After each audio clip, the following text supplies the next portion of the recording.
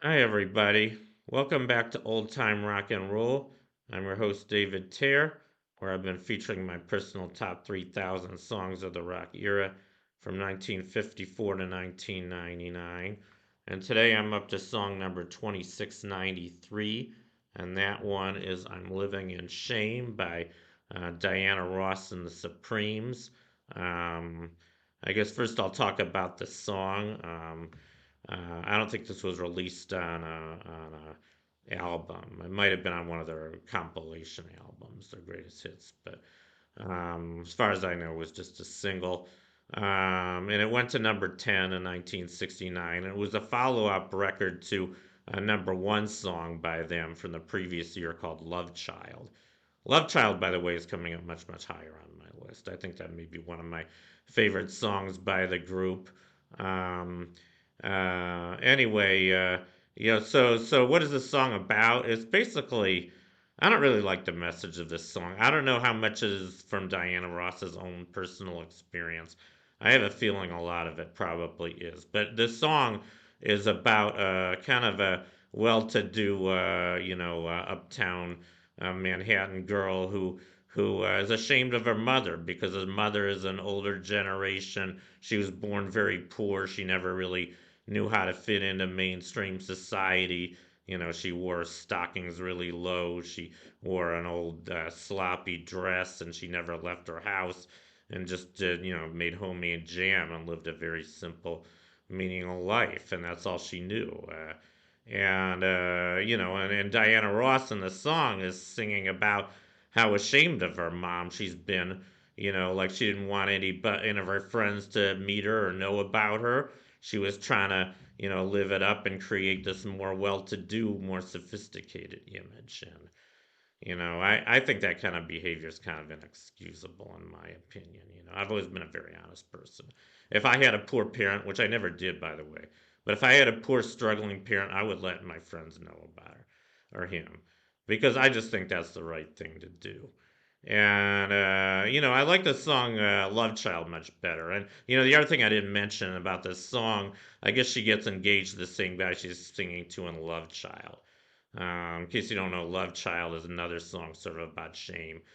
She's ashamed of her background in that song as well, and she doesn't want to go all the way with her boyfriend because she's afraid she'll get pregnant with him and she won't be, she's not well enough off to deal with a son, or a child the way she'd like to. So I think that's a much better song, by the way, and I like the message of that one a lot better. But, I just don't see that kind of attitude. I mean, I guess the consolation is at the end of the song, her mom dies, and now she feels really guilty that she didn't love her enough. She didn't appreciate her enough for who she was, which is probably the right feeling. But it's too bad she didn't feel that way when she was alive.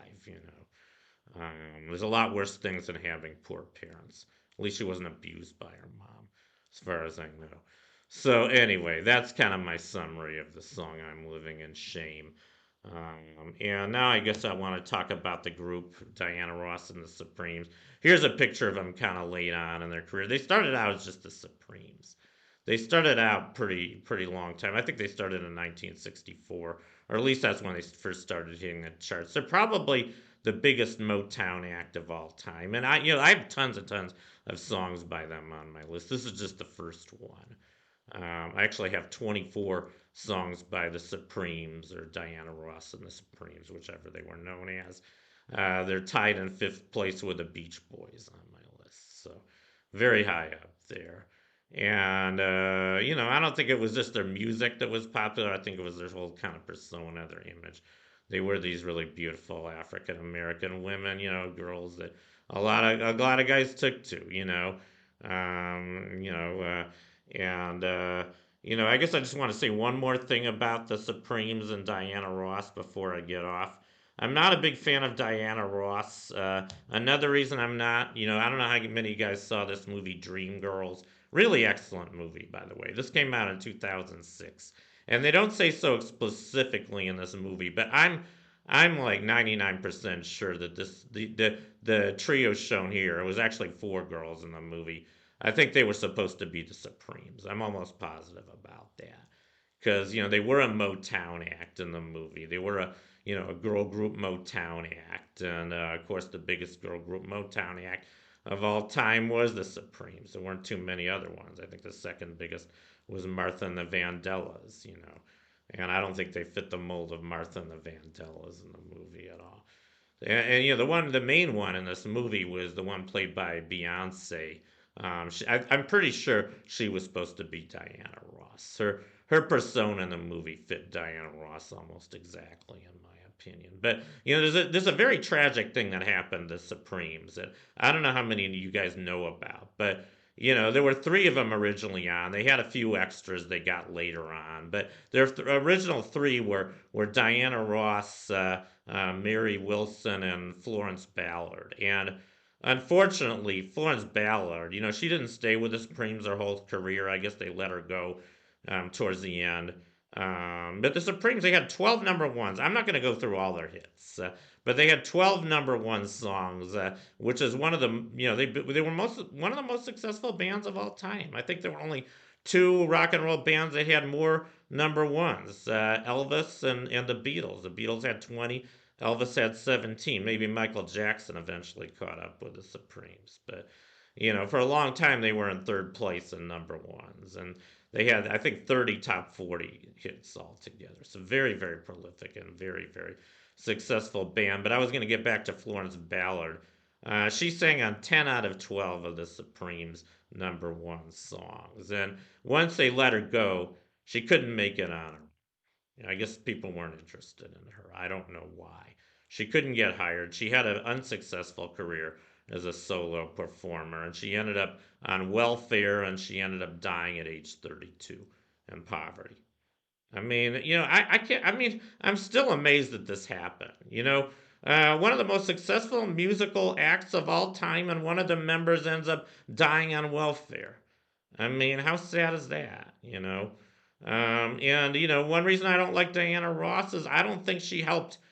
She might have even gotten Florence fired. I don't know the whole story, but whatever happened, she did not help Florence Ballard at all. She just left her in the dirt, basically. And maybe she was ashamed of Florence Ballard the same way she said she was ashamed of her mother in Living in Shame. Who knows? But I think Diana Ross was a pretty heartless bitch, if you want to know my opinion. And I hope I don't get censored for saying that. I think she's still alive, and I hope she doesn't sue me for slander or anything. But I just don't like her. And even though she was a great musician. And what else did I want to say? Yeah, in the movie Dreamgirls, they also depict Florence Ballard. That was Hudson. Jennifer Hudson played the role of Florence Ballard, and she was the one in the movie. If you see the movie, you'll see how Florence Ballard gets shortchanged in the same way. But at least in the movie, it has a happy ending. The four of them end up together, as a group. It's too bad it didn't work out that way in real life, but Anyway, it's a good movie, and the Supremes were a good group, even if Diana Ross had some problems. Anyway, that completes my profile of "I'm Living in Shame" by Diana Ross and the Supremes. Anyway, thank you for watching. You guys rock, and I'll see you next time. Bye.